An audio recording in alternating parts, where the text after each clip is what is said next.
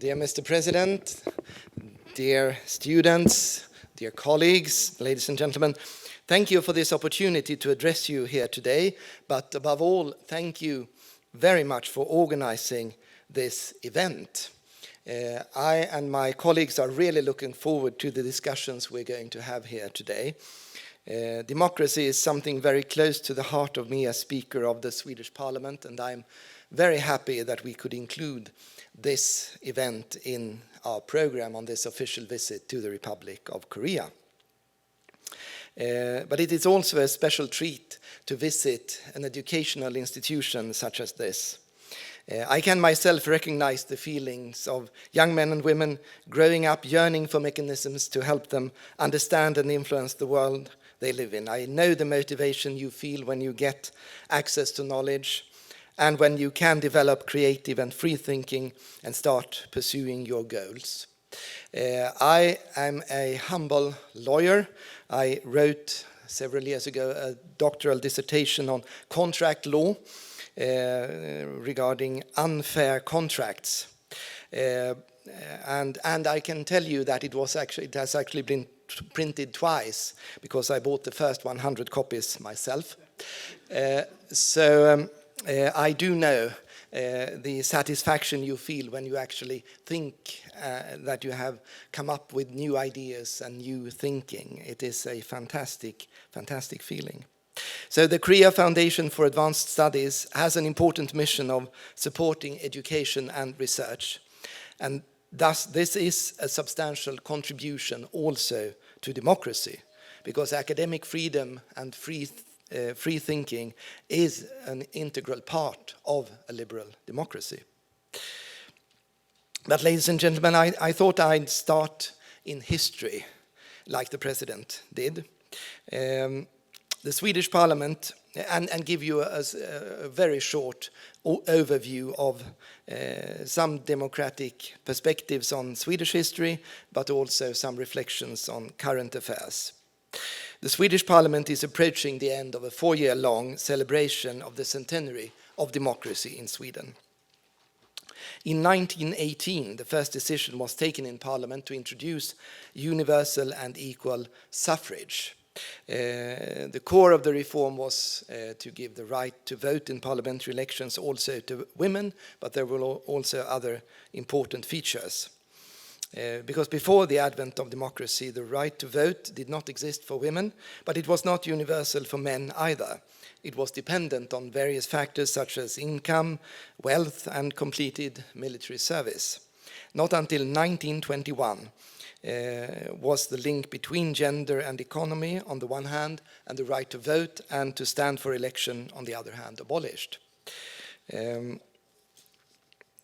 And this reform was carried out after a long struggle and intensive advocacy efforts that lasted decades. Often when reflecting upon historical events, we tend to take the outcome as given, but the breakthrough of democracy was not something that could be taken for granted, nor can we take democracy for granted today.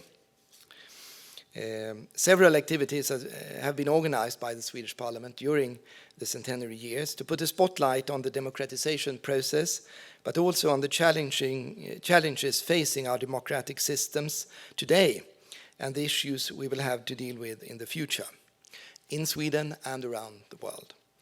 It is today, I think, more than ever, important to celebrate democracy, to promote and uphold the important principles of democracy. So, ladies and gentlemen, the Republic of Korea and Sweden are like-minded countries, and we have many things in common. Our peoples have built two modern and prosperous nations, and we share, for instance, the interest in innovation and technology. I did notice the brief reference to the Nobel Prizes in your film here, and I do hope that the one Nobel Prize that has been awarded to a citizen of the Republic of Korea will be followed by many more, not least through the efforts of your institution.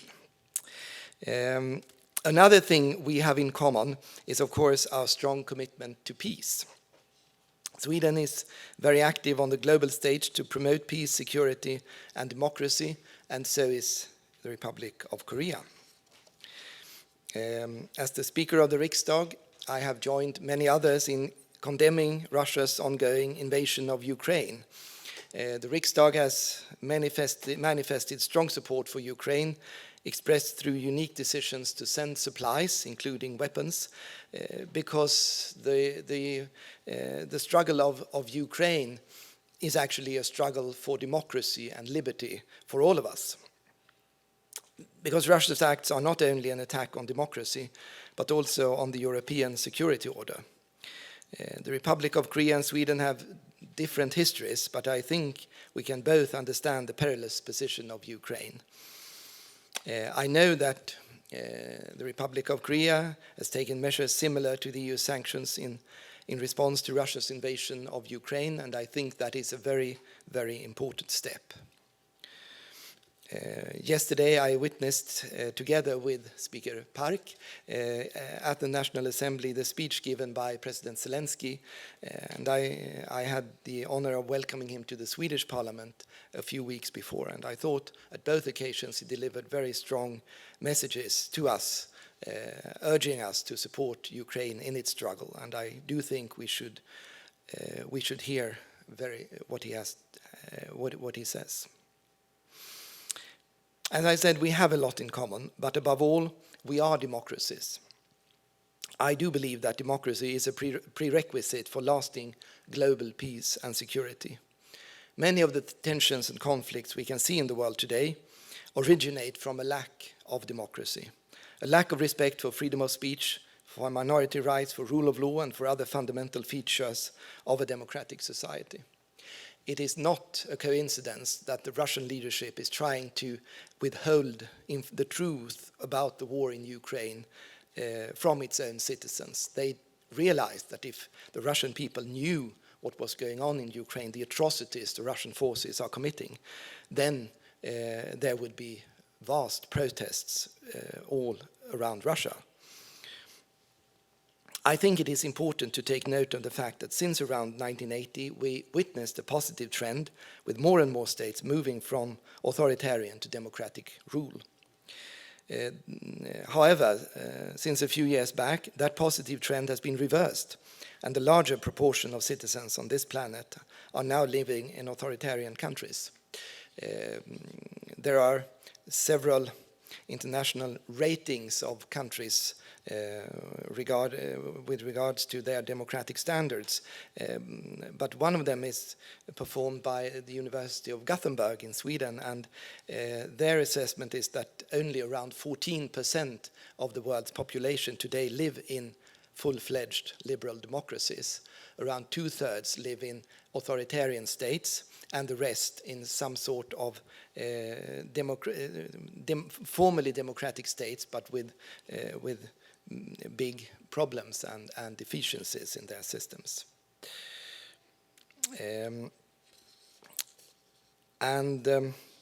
I think that we as democratic nations have to join forces, both when it comes to defending, supporting, strengthening democracy in countries who are struggling. We have to give them support to build their democratic institutions. We have to give them political support in all forms. We have to help them in every way we can to consolidate their democracies. But we also have to be very active politically and otherwise on the international arena to try to counter the measures of authoritarian nations to put forward their agendas. We cannot sit quietly when authoritarian nations are trying to dominate international organizations, for instance. So I think we have a manifold missions, but at least these two perspectives are important: to strengthen and consolidate democracy in weak democracies, and to counter authoritarian attempts to dominate world organizations. So yes, there are problems and challenges for democracy in our troubled times, but still democracy with all its components: human rights, women's rights, minority rights, rule of law, free and fair elections, and all the rest, that is by far the best way of organizing societies that the world has ever known. It is morally superior, of course, but it also, in the long run, delivers better results, more prosperity, more happiness. Authoritarian rule leads to stagnation, corruption, and inefficiency. It is not a coincidence that the Soviet Union couldn't supply its population often with not even the most basic material. It could not even support the most basic material needs of its population, but rather it was marred with corruption and inefficiency. Freedom, on the other hand, fosters creativity, new ideas, new inventions, progress, happiness. And academic institutions such as yours is an excellent example of the results of free thinking, free spirits, creativity, inventions, new initiatives. So thank you for wanting to make the world a better place, for wanting to develop yourselves as students, as persons, as peoples, as citizens of your country and of the world, and thereby being able to contribute even more to the development of your country and of the world, because that is also a contribution to democracy and to freedom and to happiness and to prosperity all around the world. So thank you for your efforts, and thank you for listening to me here today. Thank you so much for such an insightful and comprehensive overview of democracy and its importance in today's time. My name is Injerim. I'm currently a graduate student at Seoul National University, and I'm very honored to be here today. I want to give a somewhat broad question, but I think it's pivotal to answer to start our discussion today. And I would want to ask you what you think is one of the most biggest challenges that Korea or Sweden both face in terms of democracy and sustainable, democratic institutions. Well, thank you for that very relevant question. I would say when I discuss the state of Swedish democracy, I start by pointing out that the Swedish democracy is very solid. It rests on a solid foundation of high voter turnout, 87% in the latest parliamentary elections, of an independent justice system, of free media, academic freedom, vibrant civil society, and all other features that we think of when we think of a liberal democracy. But on the other hand, I also point out that we do have challenges. We have seen for the past, I say roughly 2 or 3 decades, a declining membership rate in the political parties. That has somewhat shifted in the past few years, but still there was for a relatively long time a trend with decreasing number of people who wanted to become members in the political parties, which is of course a problem in a party democracy like the Swedish democracy, a parliamentary democracy. The parties are the foundations of our democracy, and they have to be vibrant and reaching out, being able to reach out to many people. We can see that although we have a very high national average turnout in elections, we can also see that there are groups and parts of the country, suburbs, troubled metropolitan areas, where the voter turnout is much lower, around 50%, in some districts perhaps even lower, which indicates that there are parts of the population, not a big part, but still parts of the population who are not really fully part of our democracy, because of many reasons, I believe, and depending on both our ability to integrate immigrants, the ability of our societies to integrate immigrants, but also on the part of our immigrant population to strive for being part of the Swedish society. I think it goes both ways. And of course we have also, as we have seen elsewhere in Europe, we have also in our country extreme movements of various kinds, right-wing extremists, left-wing, Islamic, and they of course pose a threat to our democracy. They are ready sometimes to attack it violently. When it comes to to the Republic of Korea, I think you are much better positioned than I am to answer that question. But I do think all around our democracies that it is important to foster active citizen participation, not just during election campaigns, but every time, all the time, I mean, so that people feel engaged and feel that democracy and politics is for them. And I don't want to give a too long an answer. I do like to hear my voice. I'm a politician, you know. But just one brief comment on that, because we have had during this parliamentary term, which started in the fall of 2018, some turbulence in Swedish politics, and we had a very long government formation process. It took 134 days after the last election to form a government. But I think, and that was of course negative in one sense. On the other hand, it did produce a great interest from the Swedish people in the political processes. I received many comments from ordinary people who wanted to know what was going on when this government formation process was in play. And I know that the television companies and the newspapers also saw a very high interest in the political processes. And I think in that sense that was a very positive outcome, because the turbulence created interest, and I think many people knew more about our political system afterwards because they had followed this so very closely. So every coin has two sides, I think, and I think it's important with engagement throughout the electoral period. Hi, thanks for your wonderful lecture. It was very inspiring and insightful. My name is Junong Min. I'm a student in Economics and International Relations in Seoul National University.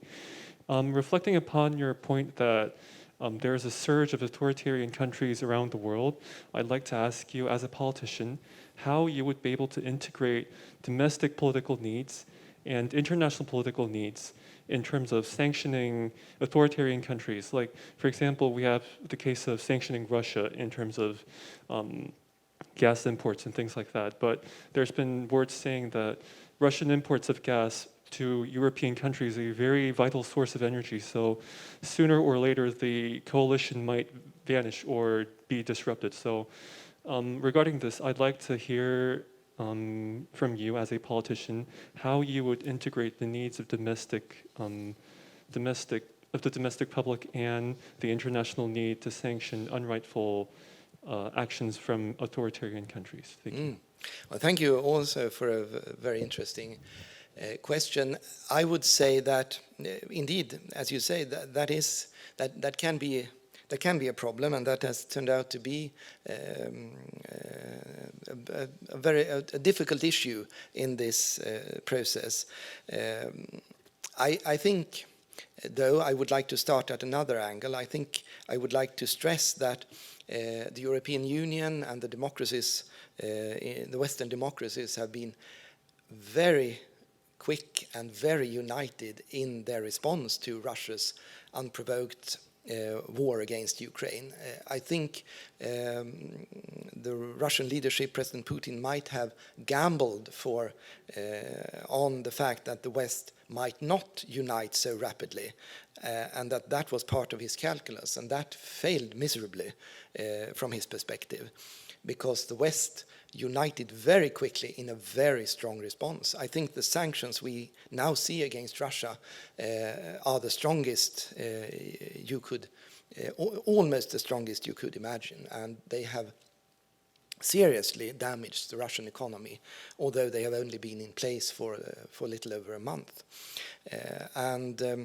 Of course, from a moral point of view, I think it is very important to punish Russia for its crimes, but I think it's also very important to use all economic leverage possible to pressure Russia to end this unjust war. But of course, as you say, they don't come without a price for the West.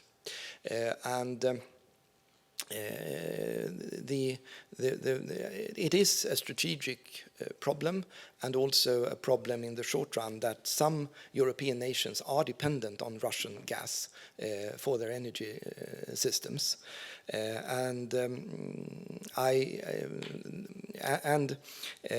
so the fact that Sweden and some other nations are not means that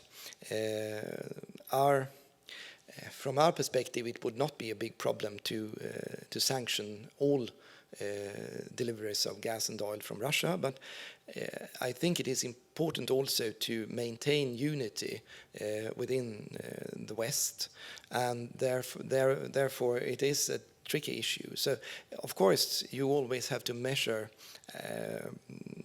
economic sanctions against also the effects it has on you, because in an integrated world, nothing comes for free, almost nothing comes for free. I do know that the sanctions that the Republic of Korea has imposed on Russia are not free either, that they come at a cost also for Korea, and therefore I wanted to stress in my speech before that I think it is very important that you have joined forces with us in the West, in the EU, I mean, sanctioning Russia, because I do know, we do know that it is not for free for you either.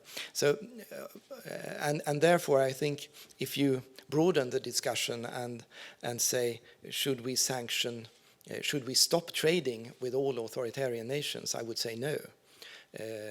I think it was a misconception, perhaps, in the 90s to think that if we just trade with authoritarian countries, they will become like us. That was obviously wrong, because they haven't become democracies just because we trade with them.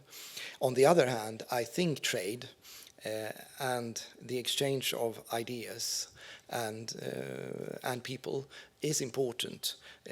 I don't think, because I do think that interaction, commercial interaction, people-to-people interaction, cultural exchanges, I think all of that is important also from a strategic point of view to, in the long run, promote democracy, democratic values, democratic principles. So I don't think we should strive to isolate all authoritarian nations, but I do think that we need to sanction forcefully authoritarian countries who use force to try to subdue other countries. I think the Russian behavior is totally outrageous, and that there it was motivated with these very strong sanctions. And from a Swedish point of view, we would welcome if they could be even stronger. But that is a process, and we will see where that leads to. I think it was something of a mix between a political, balanced answer and an honest answer. So.